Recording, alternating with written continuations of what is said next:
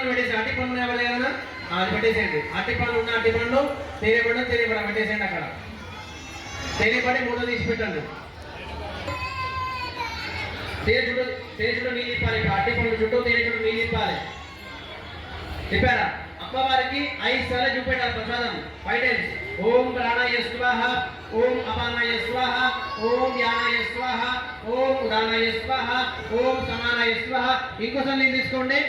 ఉంటాను పల్లె అమ్మ. ఎవరిదైనా వస్తువు లేకుంటే మీ పక్కకున్న వాళ్ళకి ఇవ్వండి, వాళ్ళు వాడుకుంటారు.